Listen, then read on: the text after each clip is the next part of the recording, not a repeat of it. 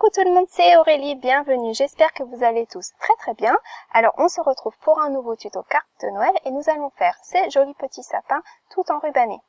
Alors nous allons commencer par notre élément, par notre petit sapin.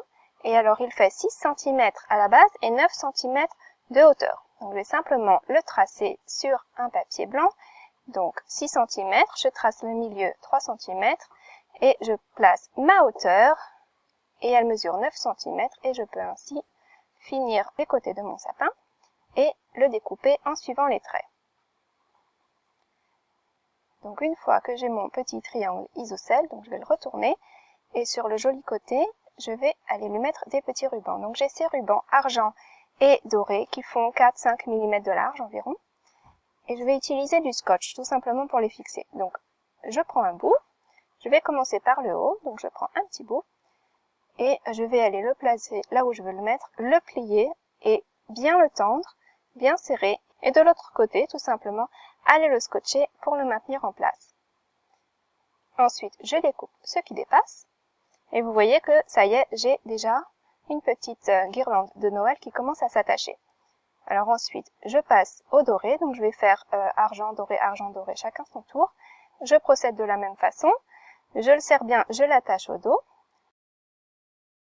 Je vais vous montrer d'un peu plus près, voilà.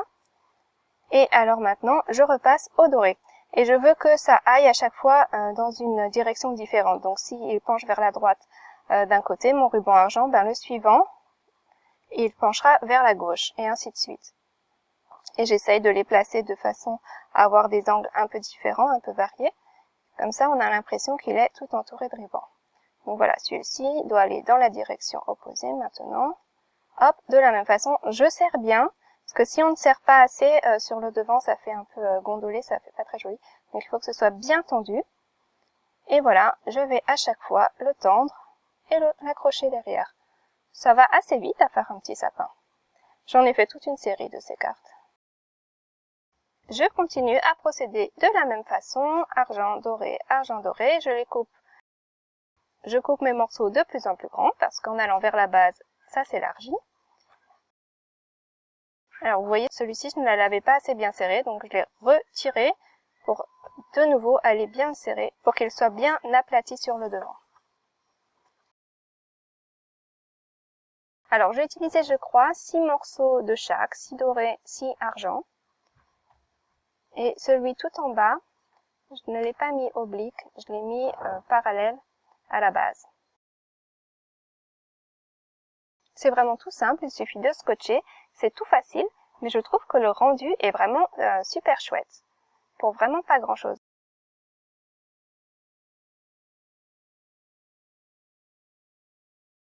Donc voilà, celui-ci, je le mets parallèle à la base, je le tire bien aussi de chaque côté, et je l'accroche. Ensuite, je découpe ce qui dépasse, et voilà notre petit élément déjà terminé. Regardez tous ces reflets brillants, c'est vraiment très joli. Je ne vous cache pas, j'aime tout ce qui brille. Alors, avec cet élément, je vais vous montrer deux variations de cartes. Alors, la première, très simple, je vais prendre un die rectangle pour me découper un joli morceau de papier rouge avec des petites croix sur le bord, c'est très joli. Et puis, je prends ma base de carte, taille A6, donc environ 10,5 x 15, enfin 10,5 x 14,8 pour être précise. Et puis, je vais aller coller mon papier rouge directement sur la base. J'essaye de le centrer bien. Et puis ensuite, mon petit sapin va venir directement se placer par-dessus. Alors, vous pouvez le coller avec de la colle liquide. Là, j'avais mon rouleau de colle et c'est ce que j'ai voulu utiliser. Donc, j'ai simplement fait des marques pour que je sache l'emplacement du sapin. Et puis comme ça, j'ai directement été encoller mon papier rouge et je peux coller mon sapin. Avec ce rouleau de colle, je peux pas tellement aller encoller le dos de mon sapin et avec le scotch, ça marche pas très bien. Donc, c'est pour ça que j'ai encollé le papier directement. Alors ensuite, tout sapin qui se respecte a sa jolie petite étoile. Donc voilà ma petite étoile. Je trouve que ça finit bien le sapin. Et voilà, la carte, on peut s'arrêter là. Elle est déjà très chouette, clean and simple. Beaucoup de reflets, elle est très sympa. J'ai choisi de ne pas mettre de mots sur celle-ci, de la garder toute simple. Mais on peut aussi faire une étape supplémentaire qui est d'aller lui mettre des petites boules de Noël dans notre sapin.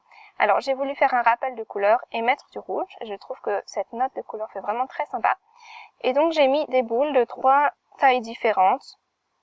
Et j'ai fait attention à les mettre entre les rubans parce que si vous la positionnez sur votre ruban, ben, ça ne colle pas très bien parce que votre ruban n'est pas tout à fait plat.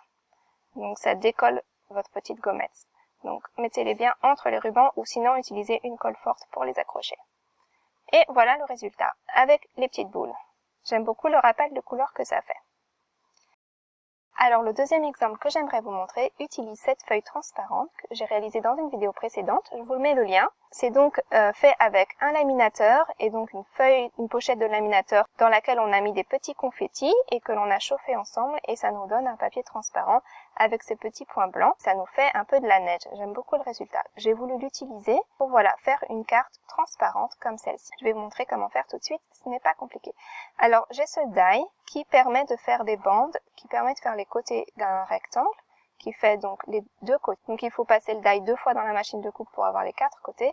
Et ensuite, les repasser 2 fois supplémentaires parce que je vais en avoir besoin pour le dos de mon rectangle. Donc là, c'est juste les dimensions de mon rectangle. Je les reporte sur ma carte parce que ce n'est pas une taille A6, du coup ça va être plus petit. Si vous n'avez pas un die comme celui-ci, je vais vous montrer ensuite comment faire. Alors, je positionne mes côtés pour bien savoir où ils vont aller se mettre avant de les coller. Et ensuite, simplement avec mon rouleau, je vais en coller le dos de chaque côté et venir les positionner sur mon papier transparent moucheté. C'est vraiment pas difficile, vous voyez. Ça se fait tout seul, on a l'impression de faire un petit puzzle.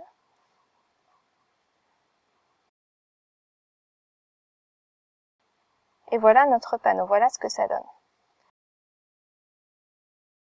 Alors bien sûr, il va falloir découper le tour. Donc je le retourne, j'utilise mes ciseaux. Vous pouvez utiliser un massicot ou ce que vous avez. Avec les ciseaux, ça va assez vite. Voilà. Hop. Alors, si vous n'avez pas de die pour faire des cadres comme celui-ci et que vous avez simplement des die rectangles basiques, vous prenez 2 die de taille consécutive et vous les positionnez comme ceci, avec un espacement régulier entre les deux. Vous le placez dans votre machine de coupe et il va en ressortir un cadre. Donc c'est une façon toute simple de faire un cadre. Alors ensuite, ma base de carte, elle a les deux côtés qui sont longs et je veux que mon premier côté soit très court pour que je puisse y accrocher mon panneau transparent. Donc je vais simplement me tracer une ligne, la découper. Il faut qu'il y ait une petite languette qui dépasse parce que sinon on va pas pouvoir coller le panneau transparent. Laisser cette petite languette va permettre de pouvoir ouvrir et fermer la carte. Vous allez comprendre. Donc j'en colle cette petite languette et je vais aller poser mon panneau transparent dessus. Et donc la languette va être cachée par le cadre. Donc voilà, je peux ouvrir et fermer ma carte. Alors vous voyez qu'à l'intérieur, c'est pas beau, c'est moche. C'est pour ça que j'ai découpé plus d'éléments de cadre pour pouvoir aller coller un cadre sur l'intérieur également afin de cacher la misère. Donc de la même façon que j'ai fait de l'autre côté, je prends chaque élément de mon cadre, je les en colle et je viens les positionner derrière pour cacher le tout. Et comme ça va nous donner une carte bien finie et avec un panneau transparent. J'aime beaucoup le résultat. Ça fait tout à fait Noël blanc avec cette petite neige là qui tombe, c'est très chouette. Alors maintenant, il n'y a plus qu'à tout assembler. Alors vous avez vu qu'on essaye de cacher la misère par derrière parce que tout se voit avec le transparent. Donc l'arrière de mon sapin va également se voir, donc tout le scotch et les petits bouts collés. Donc ça va être très moche si je le laisse comme ça. Donc c'est pour ça que je me coupe un autre triangle de la même taille que mon sapin. Et vous voyez, je le découpe un poil plus petit, je recoupe chaque côté parce que j'ai vraiment pas envie que de devant on voit quoi que ce soit qui dépasse. Donc je le fais juste un tout petit peu plus petit. Et maintenant, je colle tout. De la même façon que tout à l'heure, j'ai choisi de ne pas utiliser de la colle liquide, mais directement mon petit rouleau de colle. Voilà, avec ma petite étoile tout là-haut. Et puis à l'intérieur, vous voyez là, c'est très moche, donc on va aller mettre ça pour cacher la misère. Et voilà le résultat. Je vais tout vous remontrer chaque carte séparément, chaque option. En attendant, j'en profite pour vous dire que si vous avez aimé cette vidéo, mettez-lui le petit pouce en l'air, ça m'encouragera. Et si mes vidéos vous plaisent, s'il vous plaît, n'hésitez pas à les partager, ça m'aiderait beaucoup. En tout cas, merci pour tous vos commentaires que vous m'écrivez à chaque fois. Ils me font vraiment très plaisir, vous ne pouvez pas savoir.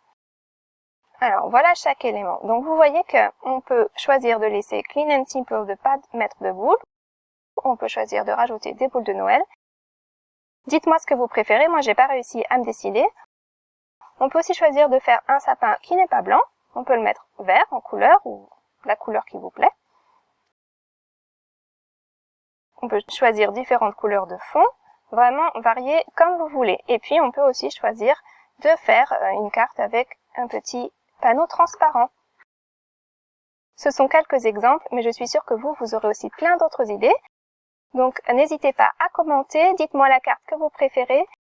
Et puis nous, on se retrouve très bientôt pour une nouvelle vidéo. En attendant, je vous fais de très gros bisous. Prenez soin de vous, scrapez bien et à très bientôt. Au revoir, bye bye.